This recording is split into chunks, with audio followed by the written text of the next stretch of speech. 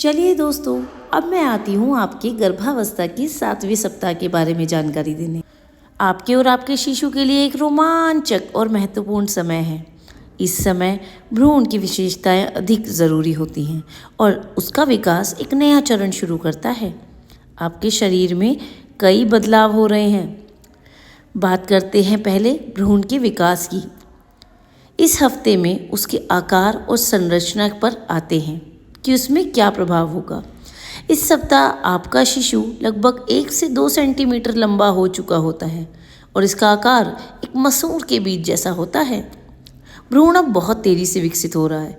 उसकी संरचना अधिक स्पष्ट होती जा रही है। सबसे महत्वपूर्ण विकास उसका कौन सा है? हृदय और रक्त प्रणाली, जो कि बहुत ज़रूरी होता है। शिशु का दिल अब पूरी तरह से धड़क रहा है और रक्त का संचार होने लगता है। रक्तवाहिकाएं विकसित हो रही हैं जो शिशु के शरीर में रक्त की सप्लाई को सुनिश्चित करती हैं। उसके मस्तिष्क और तंत्रिका तंत्र की बात करते हैं। आपके शिशु के मस्तिष्क तेजी से विकसित हो रहा है और तंत्रिका तंत्र के द्वारा नियंत्रण होने वाली प्रक्रियाएं बननी शुरू हो जाती हैं। अंगों का निर्माण। अंगों के निर्माण की बात आए तो सबसे पहले आता है आपके छोटे छोटे हाथों और पैरों के छोटे पैड अधिक स्पष्ट हो गए हैं और अंगों का विकास बहुत तेज़ गति से हो रहा है। हथेलियों और पंजों का निर्माण भी शुरू हो गया है।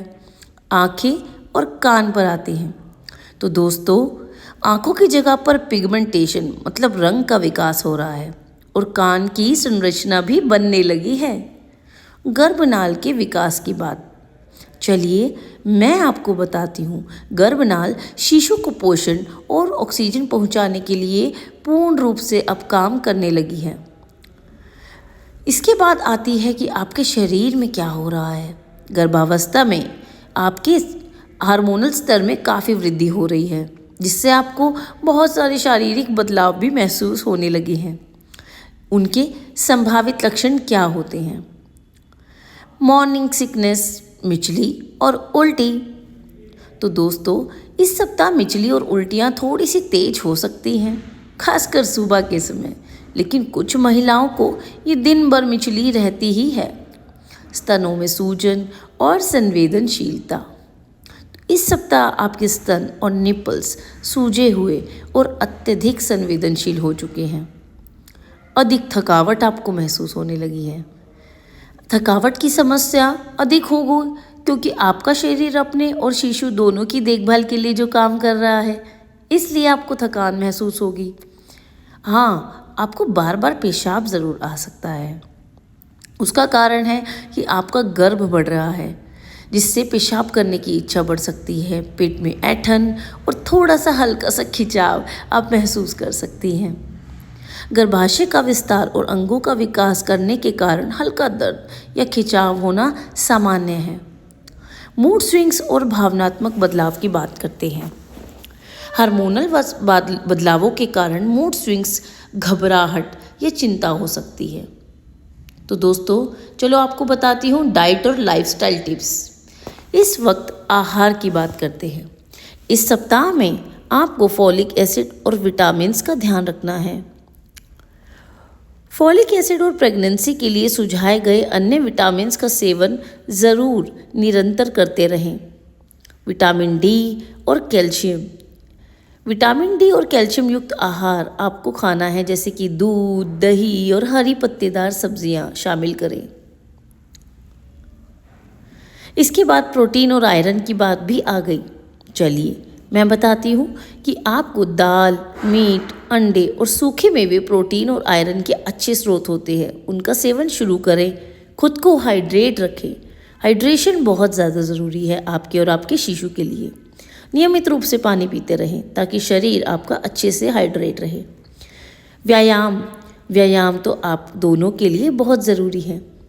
हल्के फुल्के व्यायाम जैसे कि मॉर्निंग वॉकिंग या प्रेगनेंसी योग आपको ताकत बनाए रखने और थकावट को कम कर सकता है। पर हाँ, उच्च जोखिम वाले व्यायामों से आपको बचना होगा। स्वस्थ नींद और आराम की बात करते हैं।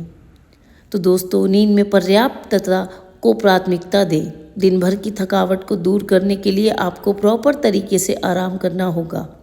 Mental and emotional changes.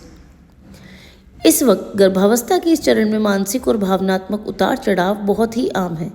कुछ महिलाओं के लिए चिंता, असुरक्षा का समय हो सकता है, जबकि कुछ इसे खुशियों के साथ गुजार सकती हैं। कुछ टिप्स मैं आपको इस बार देना चाहूँगी। अपने पार्टनर के साथ इस अनुभव को आपको साझा ज़रूर करना है। आराम करने के लिए खुद को प्रॉपर समय देना है। यदि आप किसी चिंता या तनाव में हैं तो अपने डॉक्टर से बात करें, उनको बताएं डॉक्टर से आपको कब संपर्क करना है। यदि आप निम्नलिखित लक्षण महसूस करें तो डॉक्टर से तुरंत संपर्क करना है।